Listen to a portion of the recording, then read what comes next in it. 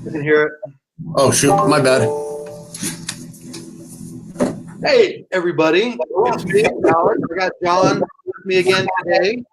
And you guys are really going to want to pay attention to this broadcast because we're talking about credit. Okay. Why is it important? What is it? And what can you do to improve your credit and save you money? Right, John? That's right. The credit's very, very important. Credits can be pretty much priceless in some instances, as far as as far as even just as starting off as qualifying. Secondly, just being able to qualify for your maximum, and lastly, getting the best pricing, best mortgage insurance, just best all around, savings. So yeah, credit is very crucial. Excellent. All right. What I want to do, like we do, is let's just kind of start off and talk about interest rates this week. How are we doing compared to last week, Mr. Gabaldon? Interest rates went down quite a bit. We're looking in low fours right now, so it's down, and so it's lock in some VA loans in the low fours, FHA's low fours, conventionals mid fours. So it's interest rates are a great time to get locked in. If you're thinking about buying on the bubble, now's a great time. Rates haven't been this low in a while. Did you say low fours? Yes, low fours for government loans. Weren't we low fives like, what, 2-3 months ago? Yes, we were. Yes, yeah, we were. That is ridiculous. Man, never know. So that kind of, I think, probably reflects on what's going on in the real estate market. January was it was crazy. Yeah. It was up. The average sales price went up 14% last month. Wow. Over January from the previous January. Sales went up almost 13%. So I think, just getting through that government shutdown piece we had and just all this other issues, rates coming down, it's pushing the market. Yes, it is. Don't hesitate. We got pricing going up. We got interest rates, like you said, lower than they've been in a long time. Don't hesitate. All right, enough of that. That was a little sales spill. Let's talk about credit, John. Just what is credit? Well, credit's, as simple as just determining your worthiness of paying back money. So if I was, the money was actually mine, I would weigh credit pretty heavily. If I'm lending somebody $200,000 of my money, I wouldn't want to make sure that they're going to pay it back. And so credit's just the best indication on previous track record and how you're going to repay your responsibilities and your obligations, your debts. So it's one of those things. It's very important. And so in a nutshell, a simple explanation would be somebody's ability to manage debt. Exactly. So you're getting a grade on how good you are at managing debt. Because somebody who doesn't have any debt, right, that run cash, what does that do to their credit score? Well, a lot of people you would think, some people say, well, I don't have any credit, and I just everything's cash. That works against them because the companies, one of the credit companies, that's what our foundation is based on, credit.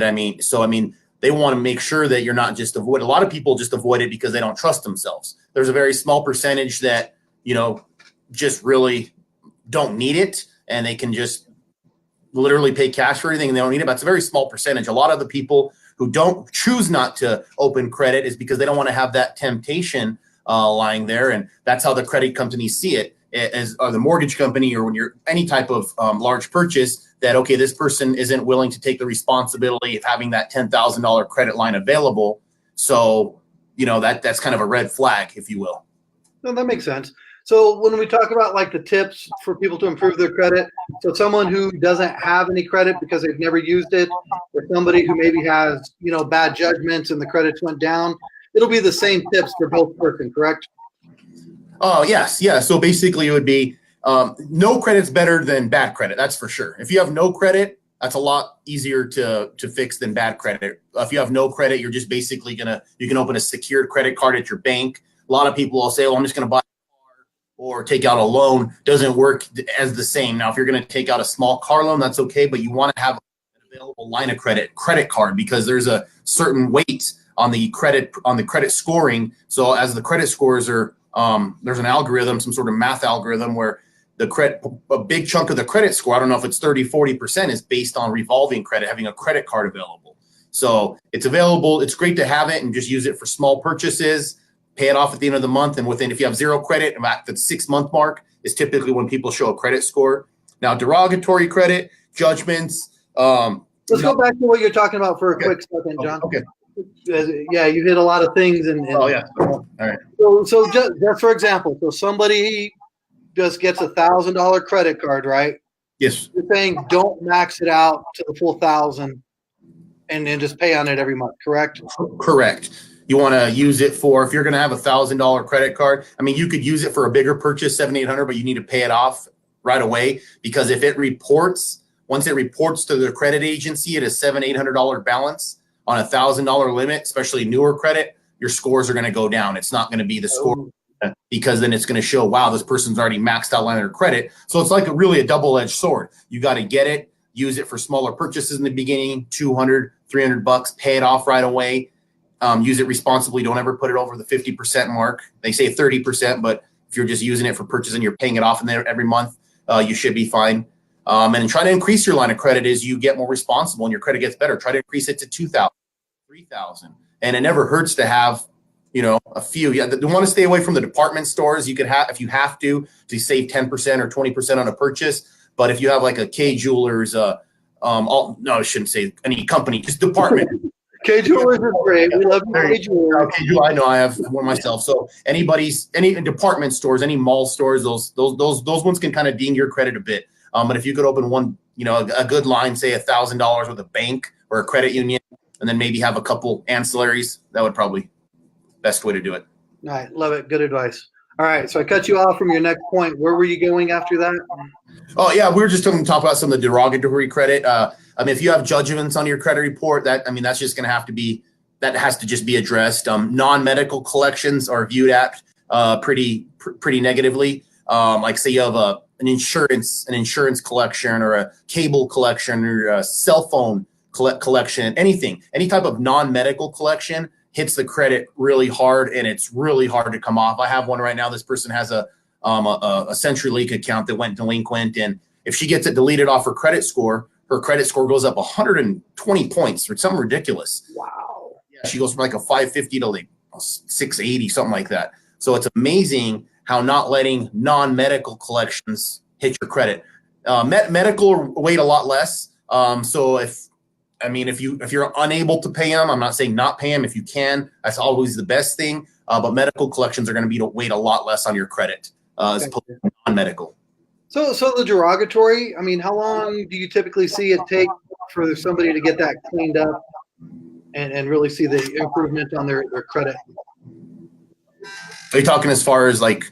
I come to you, I got a derogatory, I had car repoed or whatever. So say I settle with them, I get them on a payment plan. How long does that usually take before you'd say I'm not derogatory credit anymore? I would say the rule of thumb is going to be 12 months. Okay. It's going to be 12 months for a mortgage, late, any type of late payment. Usually 12 months is going to be kind of like the breathe point, because it's pretty bad within the first 12 months of it happening. It's going to be pretty detrimental to your credit. Okay. So late payment, what if I'm just renting and I'm just late on my rental? Does that matter? Oh, yeah. That can make a big sometimes the lenders require rent letters on a person's credit. So if you're paying your rent late, 30 days late, and the mortgage lender requires a verification of rent letter, which they do for the first time home buyer program. And depending on certain credit scores, they could require a rent letter. That could keep you from buying a home if you pay your rent late. Okay, that makes sense. What about those pesky little cell phones? Do you see a lot of bad credit and collection stuff on cell phones? Yeah, I've seen it hindering from people buying a home. They forgot they co-signed for somebody's, Verizon bill, and they quit paying it, and they're like, "Well, I'm not paying it. It's not mine." And before you know, it tanks their credit scores, and it just lingers around for a long time. And it's not a good thing. I want to be careful with those. So the gym membership I stopped paying on, never canceled. I should probably check it out, make sure they didn't turn me in. I would, yeah. You look like you've been working out, so you could have fooled me. I feel good, but I had a gym membership there that was from a place we will not name. All right. Perfect. Love it. That's good advice on that. So why should I care about my credit? I mean, I only need what, 580 to get a house? Well, I mean, that's you're right. So I have some people ask me, well, a lot of clients, well, isn't the 580 the minimum? Yes, it is, but only a small percentage of those are going to get approved. They only. What do you mean? Well, I mean, so say you have a 585, and there's 100 clients with a 585 credit score. The chances that probably I'd say 10% or less are going to actually get approved. Maybe a little higher, but from my experience, it's usually no more than 20% of those are going to approve. So it's a very small percentage of those lower credit scores that get approved. Generally, they have to have a lot of income, low debt to income ratios, a lot of money saved in the bank, and typically, that's kind of hard to do. But we can go down to 580. It makes sense, but sometimes going 580, that's a difference of, say, interest rates today are, let's just say 4.5. That's the difference between getting a 4.5 rate and maybe almost a 6% rate, 5%. And so it's a big difference. You're going to pay for it, so you're better off. And sometimes on those lower scores, 580, 590, there's easy fixes. I mean, I see it all the time. Don't get discouraged. I mean, I see it all the time. Like I was just telling you earlier, somebody paying a collection takes their credit up 100 points, or simply paying down their credit card. Sometimes I'll see people have a department store card and limit of 500 and balance of 498. We pay it down to $50 and their scores go up 60, 70 points. We can get a premium pricing, great interest rate.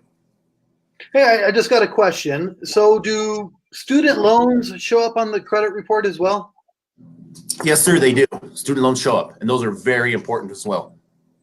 But to pay those on, to take care of those, or at least just always, even if you're having a hard time paying them, the student loan companies are great about setting up payment plans. They're always willing to work with people. The worst thing you can do is just ignore it because they will haunt you. Student loans are one of those things.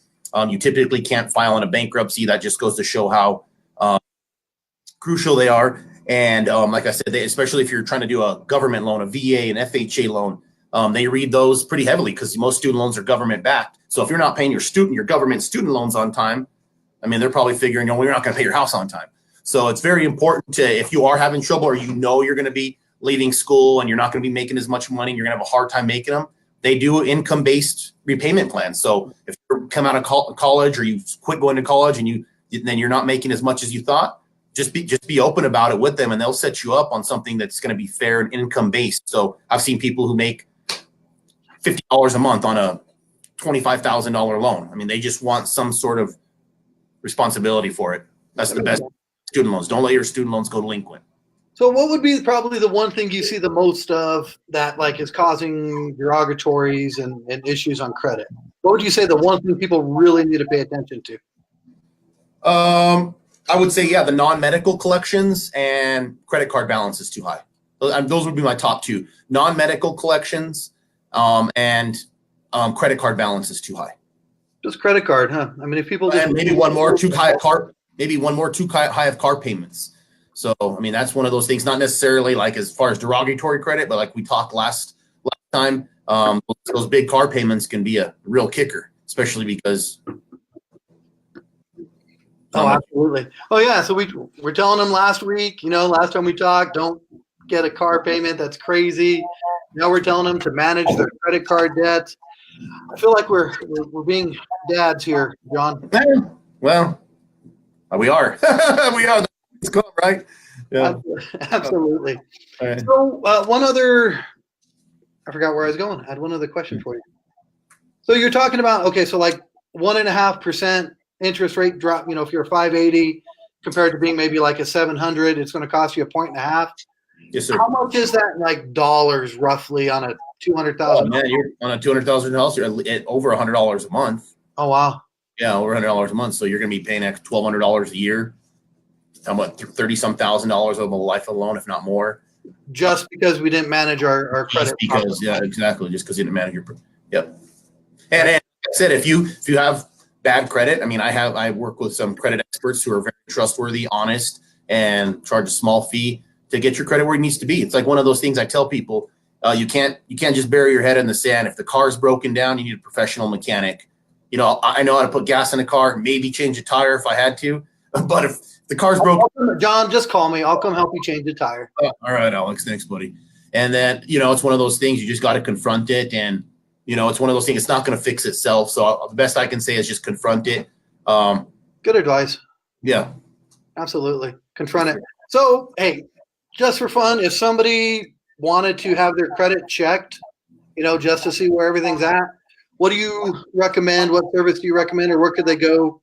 They can, if they want their credit, if they want their credit check, that's great. You can call my cell phone 505-710-4316, or you can go to my website, abq1lender.com. It's just spelled out, abq1lender.com. I thought that's somebody else's website. No, it's mine.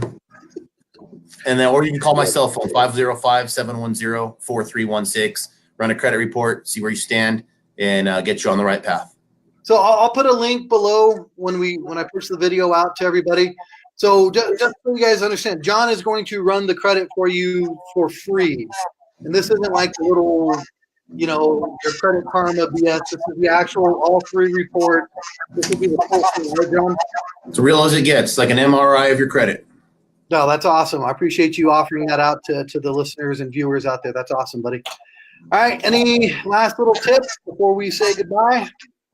No, just stay warm out there and enjoy that colder weather. Before you know it, it's going to be spring upon us. So just enjoy it.